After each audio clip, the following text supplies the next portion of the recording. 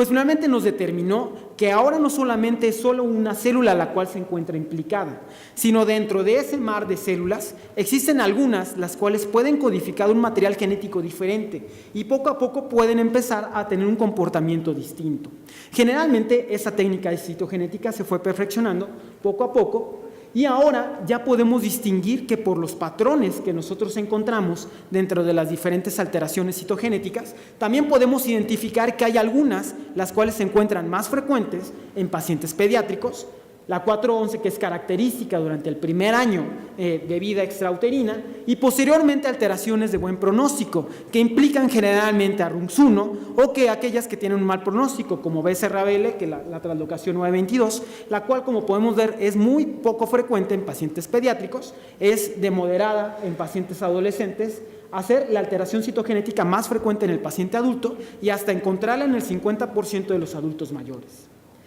Y esto ahora ya nos permite, dentro de todo este escenario, poder dividir a las leucemias en aquellas las cuales pueden encontrarse con un alto riesgo, tanto de que no respondan o de que presenten una recaída temprana, como aquellas que pueden encontrarse con un riesgo intermedio. Y ahí fue como empezó la división de por qué a los pacientes pediátricos tenían un mejor pronóstico en comparación con los adultos, debido a que el número de alteraciones citogenéticas de mal pronóstico era en menor cantidad en pacientes pediátricos en comparación con los pacientes adultos. Y esto cuando lo traspolamos a las curvas de supervivencia, es lógico que aquellos pacientes los cuales cuentan con alteraciones citogenéticas de mal pronóstico, como la 411 y la 922, finalmente tengan un pronóstico adverso en comparación con aquellos que presentan alteraciones o cariotipo normal o alteraciones citogenéticas de buen pronóstico que le dan una alta sensibilidad a la quimioterapia, como la translocación 1221. Pero como les comentaba, el punto tal vez dentro de esta historia del siglo XX, que partió casi a toda la investigación en las leucemias, se acerca a lo que nosotros llamamos los avances moleculares. Y entonces, finalmente llegó un visionario, el cual intentó determinar, no solamente en esta línea de investigación, de dónde surgen las cosas, e incluso ganó un premio Nobel en 1993. Y estamos hablando del doctor Kary Mullis. Él, que es el padre de la PCR, finalmente instituyó una técnica la cual modernizó todo el conocimiento, no solamente en la hematología, sino también en la oncología y en otras especialidades, ya que nos ayudó a distinguir factores tanto que pueden ser pronósticos, ayudarnos a entender la hematopoiesis embrionaria inclusive, y poder entender algunos marcadores que se presentan también en la etapa de adulto, e inclusive en algunas patologías como es la leucemia. Pero generalmente, debido a que su técnica es complicada en ese momento y generalmente ahora ya nos ayuda a entender por qué alteraciones moleculares se comportan de un mal pronóstico y pueden ser un biomarcador tanto al momento del diagnóstico como durante su seguimiento, pues finalmente dio una pauta para poder ahora reclasificar a los pacientes acorde a sus alteraciones moleculares. Y esto se ve de manera muy intensiva en aquellos pacientes con leucemia mieloide aguda, como en esta serie pediátrica del grupo de San Diego. Y entonces, ahora con las alteraciones moleculares, finalmente ahora podemos identificar diferentes tipos de patrones en los pacientes y poder identificar que aquellos que presentan alteraciones moleculares de buen pronóstico muy probablemente van a tener una respuesta, pero también nos ayuda a identificar a aquellos pacientes que pudieran encontrarse en esta situación, qué alteraciones podemos encontrar, inclusive polimorfismos, los cuales le puedan brindar un subgrupo de riesgo adverso en aquellos pacientes que originalmente eran clasificados como de buen pronóstico. Y entonces, ahora ya se empieza a subdividir. Ya no existe ahora la leucemia pediátrica y la del adulto, sino ahora ya tenemos la leucemia pediátrica, tanto del niño de manera temprana, del niño de manera tardía de alto riesgo, del adolescente o del grupo de la Haya, la cual estas alteraciones moleculares tienen también un comportamiento diferente y finalmente pueden implicar alteraciones de mal pronóstico que finalmente puedan cobrar la vida a estos pacientes. Pero generalmente igual en el laboratorio de biología molecular, cuando hacemos nuestros ensayos, cuando hice mi ensayo igual, generalmente la forma fácil de entenderla era que nosotros al realizar este tipo de estudio de la PCR, dependiendo de lo que nosotros administremos, es el transcrito que podemos identificar y también los factores de transcripción dentro de las células, dependiendo de los estímulos que tenga, como nos presentó previamente en la sesión previa, va a ser el estímulo que vamos a tener más adelante. Pero tal vez para entender poco a poco a la PCR, y como dice el doctor Mills,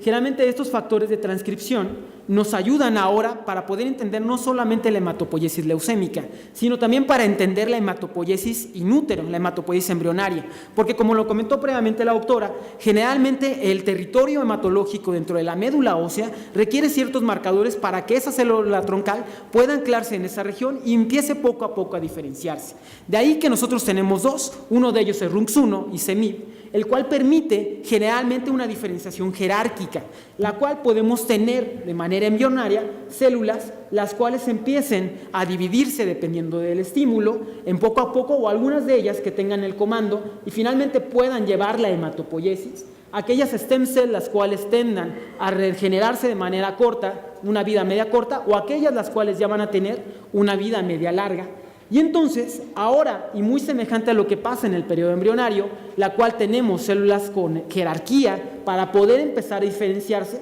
llevan finalmente a unas células definitivas, las cuales tienen un linaje ya comprometido. Y esto sucede muy semejante a las leucemias, ya que casi cuando nosotros nos enfrentamos a una leucemia, es como si estuviéramos enfrentando una hematopoiesis embrionaria, ya que nosotros vamos a enfrentarnos a células las cuales tengan un potencial jerárquico, algunas las cuales no tengan una dependencia, o algunas otras las cuales finalmente sean independientes y las cuales requieran de algunos otros factores estimulantes para poder desarrollarse. Pero igual como les comentaba y decía el doctor Karim Mullis, generalmente todas esas técnicas muchas veces son muy difíciles de aprender en el laboratorio y casi es imposible que los clínicos podamos hacerlas en algún momento. Pero como él lo dice, y lo dice también en su página de internet, esto es casi como una receta de cocina, la cual requiere la administración de ciertos factores para que nosotros podamos simular lo que hacen normalmente las células, para que se empiecen a dividir y se empiecen a proliferar y podamos identificar poco a poco los transcritos. Generalmente el fundamento de su técnica se basaba en utilizar y modificar la temperatura para que sus oligonucleótidos se pegaran dentro de su DNA y finalmente estas se pudieran alinear y al final se pudieran duplicar poco a poco, y con eso poder identificar si ese tejido tenía esa normalidad que él intentaba buscar. Pero igual como me sucedió en el doctorado, para poder aprender esta técnica y como lo utilizamos en el siglo XXI, casi todo lo tenemos que aprender con tutoriales. Y entonces el doctor Millis, en su página de internet, él sugiere que para antes de intentar hacer una PCR, veas la canción del PCR. ¿Le puedes subir un poquito el volumen?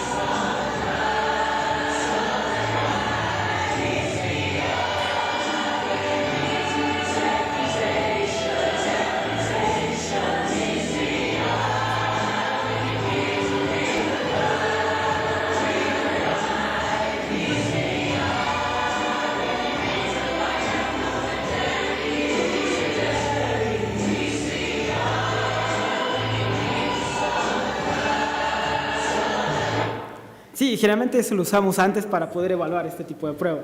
Y ya llegando ya a la parte final de la plática, de cómo lo aterrizamos finalmente a la clínica, sabemos que el pronóstico de los pacientes adultos es muy grande y es abismal en comparación con los pacientes pediátricos. Generalmente este pronóstico está brindando por la tasa de recaídas que va a presentar finalmente un paciente adulto. Y es de ahí donde nosotros traspolamos el uso de las diferentes quimioterapias. Sabemos que en el mundo existen protocolos de tratamiento los cuales, en general, archivan un promedio de remisiones completas por encima del 87%. Pero cuando nosotros evaluamos las supervivencias a largo plazo, a 5 años, generalmente estas se encuentran en el orden del 35%, debido a que la mayor parte de los pacientes recaen durante el primer año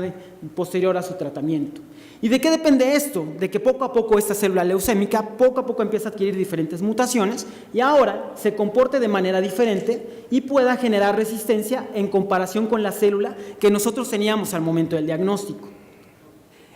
Cuando nosotros evaluamos los protocolos internacionales de recaídas, como el protocolo multicéntrico de Lucale-Koch, generalmente nos ayudaron a identificar que cerca del 44% de los pacientes recaía en una media de 11 meses de tratamiento, y la mayor parte de esas recaídas era localizada a nivel de médula ósea seguida del sistema nervioso central. Traspolándolo un poco cercano a nosotros, el grupo PETEMA, él nos ayudó identificando que generalmente esa recaída de manera temprana, ahora la podemos dividir en 3 subgrupos, aquellos los cuales recaían en un lapso menor de 1 año, los cuales finalmente son de muy mal pronóstico, en comparación con aquellos que recaían más allá de 2 años.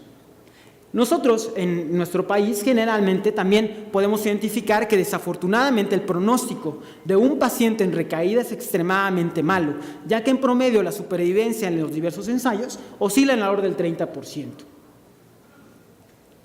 Y poco a poco intentamos llegar a lo que es la medicina translacional y adaptándonos un poco hacia el paciente. ¿Y qué tenemos nosotros en estos últimos 2 años, del 16 y 17, dentro de la literatura en América Latina? Uno de los estudios que tenemos del doctor Gómez Almaguer intentó identificar si los mexicanos son diferentes del resto del mundo. Y entonces, dentro de su serie, logró identificar que generalmente en los pacientes con leucemia linfoblástica, en comparación con la leucemia mieloide, generalmente la edad era muchísimo menor en comparación